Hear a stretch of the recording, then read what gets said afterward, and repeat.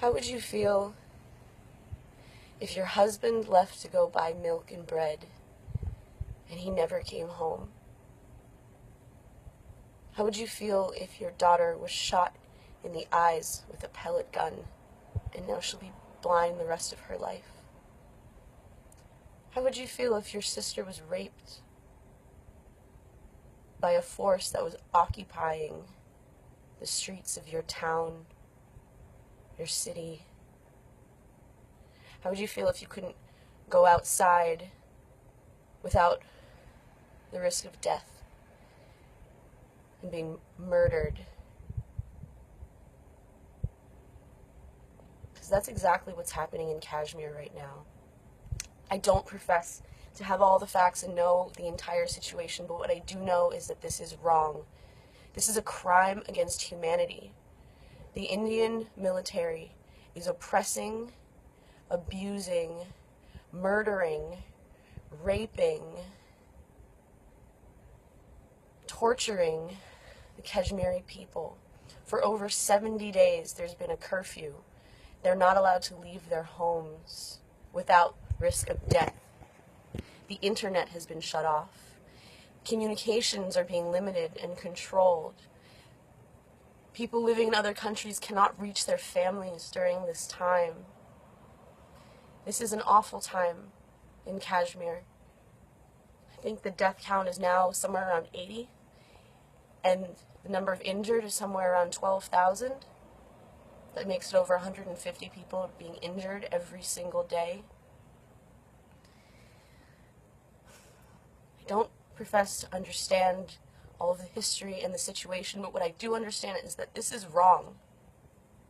If you've seen my old videos, in my old studio, I had this carpet, this Kashmiri carpet. I made a couple of videos where I was laying on it and talking, and I had the wonderful experience of being in Kashmir for several months in total, and visiting these villages and people, and I met this family, and that's where I bought this carpet from. We sat on the floor and drank kava tea.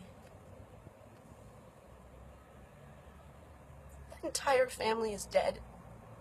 All 13 people. They were killed by the Indian military. How is that okay? How can this possibly be justified? More violence is not the answer. Hurting people is not the answer. Causing more harm is not the answer to resolving the situation. I don't know what the answer is, but I do know that I cannot sit by quietly and hear what I'm hearing and not say anything. So I know I'm going to get a lot of shit from people for this video. Oh, how don't you dare say this? You don't understand. You don't understand. You know what I do understand? I do understand it's not okay to kill children for any reason. Are you justifying the murder of children? How could you? So I want my friends here in America and around the world to know that there is a grave human rights violation happening right now in Kashmir. It's being executed, and I do use that word literally, it's being executed by the Indian military. There is a very long and complicated and complex history and political issues. I get that. But that doesn't make it okay. That doesn't make this okay. So I don't know what the answer is, but I know that turning a blind eye to the situation is not something I could live with. And I want people to know, people need to know that something is not right. The cries of the Kashmiri people need to be heard. So what can we do? We can pray. We can pray together for peace in Kashmir. We can pray for the children. We can pray for the families. We can pray for the young people who are losing their lives every day. Most of the people who died are under 18.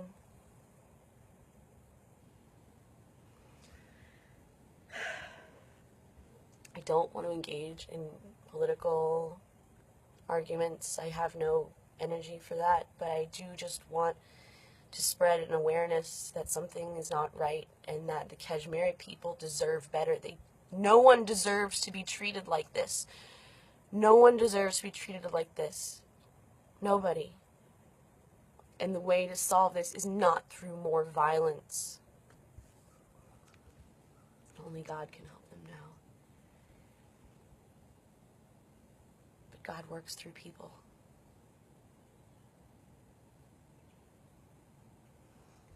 So, I love Kashmir. I love the times that I spent there. I love the people that I met. Just as I love India and the times that I spent there and the people that I met. My wish is for reconciliation. It's for healing. It's for a new era. Why not? This is my prayer. This is my prayer. My prayer is for peace in Kashmir. All right. I send my love to you all, wherever you are, whatever you believe. And just be grateful. If today you can walk outside and go to the store and buy some food for yourself and your family, you're very lucky. Because the people of Kashmir do not have that luxury. So, please join me.